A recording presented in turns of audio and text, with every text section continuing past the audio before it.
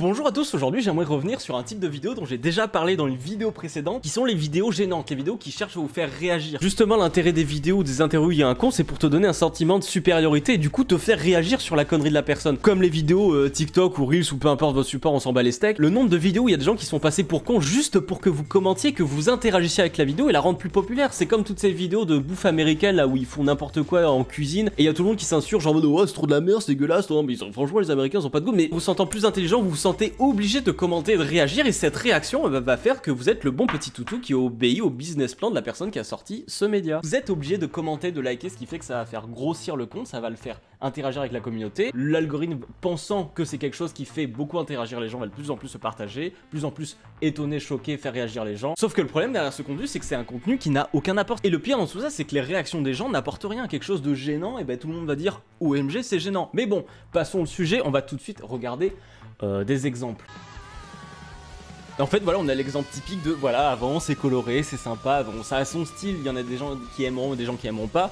J'ai envie de dire si vous plaisez à tout le monde c'est que vous avez un problème, ne l'oubliez pas. Mais en tout cas voilà, ça a une personnalité, ça a son charme, etc. Et le after, bah, en fait c'est vraiment la déco moderne des années 2010 avec le noir et blanc, le post-moderne, je sais pas quel style ça a en termes de décoration, mais c'est juste un truc qu'on voit partout. Votre réaction évidente c'est bah voilà, c'est devenu fade, c'est devenu triste. Enfin, puis on le voit très dans les commentaires, hein, Team Before, t'as réuni l'esprit de la maison, ça me rend triste, minimalisme, c'est chiant. Enfin, vous n'apportez, enfin, on le sait tous, hein, en fait. N'empêche qu'avec un contenu aussi évident, aussi obvious, un truc qui n'a aucune surprise, il y a plus de 308 000 j'aime. Et avec ça, 4 millions de vues, qui est sa vidéo la plus vue, en fait. Parce qu'après, elle fait juste de la déco, en fait, on s'en branle, ça fait pas réagir, ça fait pas de vues, mais par contre, choquer les gens de manière obvious, ça fait réagir. Et ce qui me rend plus fou dans tout ça, c'est pas foncièrement le créateur qui est vraiment en panne d'inspiration totale et qui vous considère comme des enfants pour vous dire regarde, t'as vu, c'est génial ça. On se fait cracher dans la gueule ce qu'on doit ressentir, mais ce qui me choque le plus c'est qu'il y a vraiment des gens qui le prennent au premier degré. Tous les top commentaires, tout le monde le prend au premier degré et ça me choque vraiment. Enfin, évidemment que ce contenu il est fait pour te faire réagir.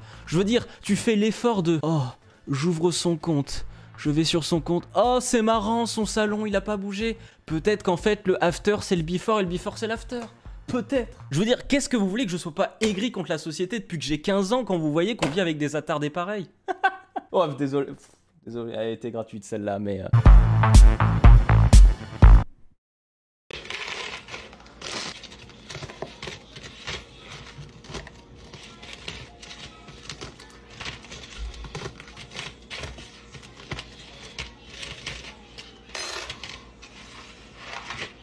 Plus the yogurt pouch.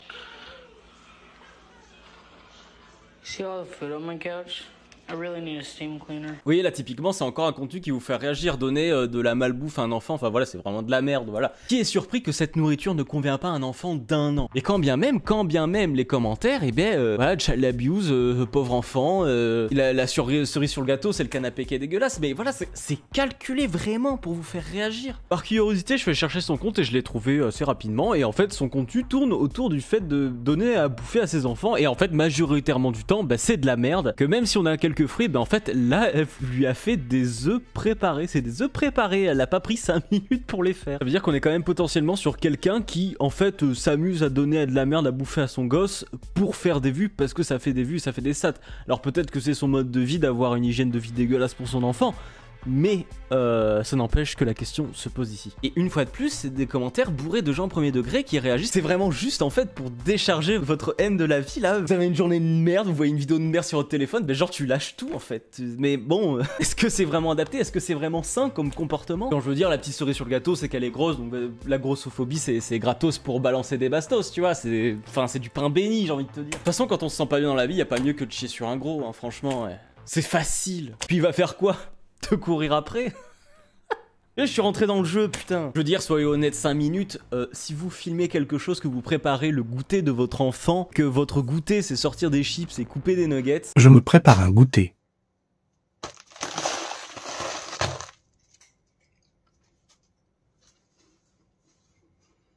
C'est délicieux, je kiffe ma race. Ça c'est pas... Enfin, qui a envie de partager ça? C'est pas... Tu partages rien là. Je fais une rhinoplastie pour que mes enfants naissent avec un bonnet.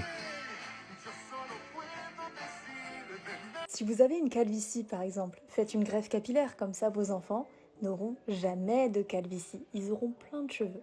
Ah voilà, bon encore une fois j'ai radoté la même chose, mais en voyant ça on comprend tous que oui la meuf elle sait bien que ses enfants n'auront pas un bonnet parce qu'elle s'est fait de la chirurgie esthétique. Sinon elle le dirait pas dans l'intitulé, c'est volontairement absurde.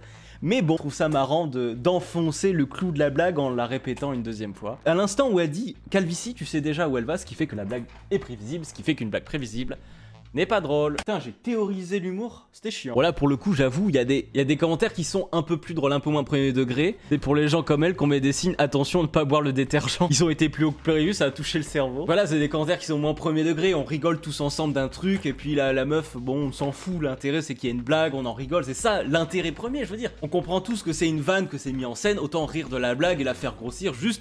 En fait, qu'on rigole, qu'on soit heureux au lieu d'être en mode OMG, les gens ils sont trop cons quoi. Moi je regarde Secret Story pour me moquer d'eux en fait. Puis on s'en fait une petite dernière pour la fin. Hi, Baba. I told you to call me King. Yes, King. Let me see if there's any boys around you. Okay. See? There's none here. I promise. I need to be sure. Put me on speakerphone. If anyone goes near my queen, they die. Ah!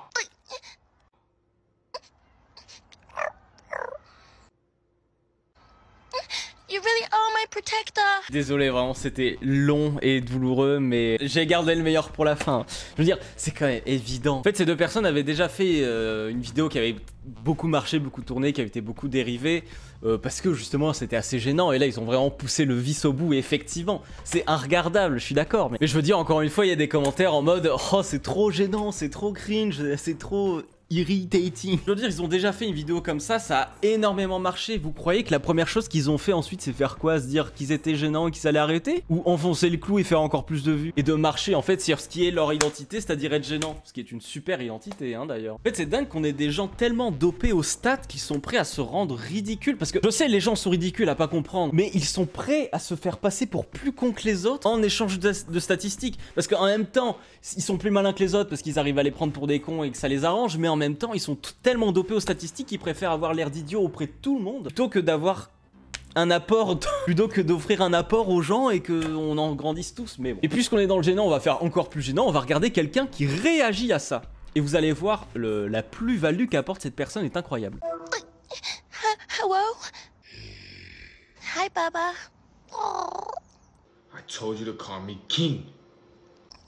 Yes, King. Let me see if there's any boys around you. Okay. See? There's none here. I promise. I need to be sure. Put me on speakerphone. If anyone goes near my queen, they die. Ah!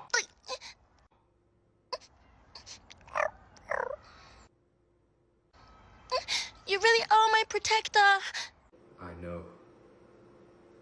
Tout le monde est premier degré en mode oh c'est gênant, c'est cringe. Et il a fallu que je scrolle pour enfin trouver un mec qui dit c'est de la satire, pitié, arrêtez de les détester. Enfin, et du coup cette meuf là qui fait pareil un espèce de react, enfin quel est l'apport à part prendre la moitié de l'écran? Tu sers à rien en fait. Je sais être gêné par moi-même, je n'ai pas besoin de quelqu'un pour me le montrer. Et puis même, ces réacts, c'est quand même le niveau 0 du contenu en surcouche du niveau 0 du contenu, quoi. Si tu veux réagir à du contenu, pitié, apporte quelque chose. Enfin, qu'est-ce qui s'est passé dans le monde pour qu'on passe de What the Cut en 2013, qui était un contenu purement de réaction à des vidéos? C'était travaillé, c'était intéressant, c'était marrant, et puis ça sublimait la vidéo à laquelle on réagissait, ça les a rendus cultes. Pour que maintenant, du contenu de réaction, ça se résume juste à grimacer comme si on n'avait pas pu le faire nous-mêmes. Mais le pire dans tout ça, c'est qu'à l'époque, on réagissait à des vidéos de gens qui étaient un peu dans leur monde et qui le partageaient, sauf que maintenant on est face à des gens qui savent très bien ce qu'ils font et c'est calculé, il n'y a plus l'innocence derrière ce contenu. Même si ces gens savent ce qu'ils font, ils sont prêts à toutes les stupidités pour un peu de gloire ou de l'argent. Réagir à du contenu maintenant c'est même plus drôle parce qu'on sait que tout est préparé, tout est calculé pour que tu réagisses de cette façon. Et si vous dites que les gens peuvent faire les plus grandes absurdités pour un peu de gloire ou d'argent parce qu'ils font ce qu'ils veulent,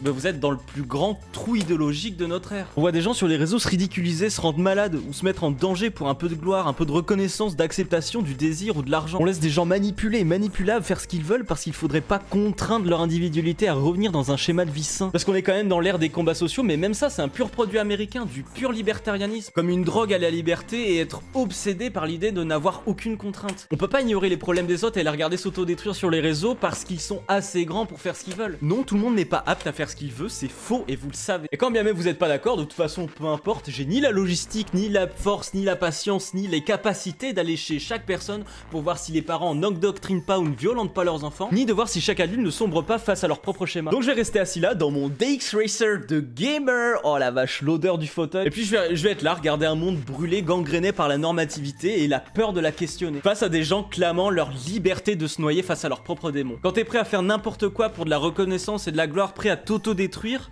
non, tu vas pas me faire croire que tu es sain au fond de toi. Je veux dire, on est quand même dans un monde où celui qui est misogyne, c'est pas celui qui paye une femme pour qu'elle soit son objet pendant quelques instants, mais celui qui revendique que le lien exacerbé entre femme et sexualité sera toujours au service du patriarcat. Et il se fait traiter de misogyne parce qu'il tente de priver les femmes de leur liberté d'être des objets sexuels. Mais bon, si vendre le poison au peuple est toléré tant qu'il le réclame, ben, je vois pas ce qui m'en empêche. Parce qu'après tout, me l'interdire pour mes propres convictions serait leur priver de leur liberté d'avoir ce qu'ils veulent et les infantiliser parce que je décide pour eux. Non, bon, en vrai, j'ai déblatéré, mais je ne pourrai jamais rien faire à tous ces problèmes, donc juste autant rire de l'absurdité du monde parce que de toute façon, le secret du bonheur... Putain, ma chaîne, ça va devenir... secret du bonheur. Non mais sinon ce que je vous propose c'est dans votre vie, soyez heureux, occupez-vous de ce qui compte vraiment autour de vous, ce qui est physiquement proche de vous pour que ce soit important.